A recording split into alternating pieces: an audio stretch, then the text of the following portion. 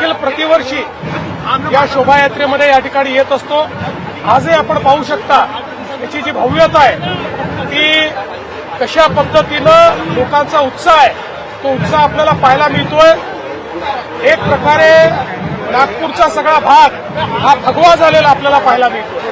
आधुनिकतेकडे जात असताना सुद्धा तरुणाई आपली परंपरा जपत आहे हे पण एक चांगलं आहे। मला अतिशय आनंद आहे। शेवटी आपले पंतप्रधान मोदीजी नेहमी सांगतात विकास भी और विरासत भी।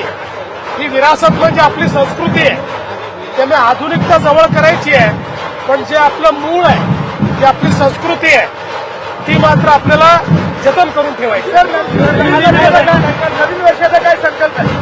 नवीन वर्षाचा संकल्प हा एकच आहे, आपल्या महाराष्ट्राला पुढे न्यायचं, महाराष्ट्रातल्या प्रत्येक व्यक्तीच्या जीवनात सकारात्मक परिवर्तन करायचं।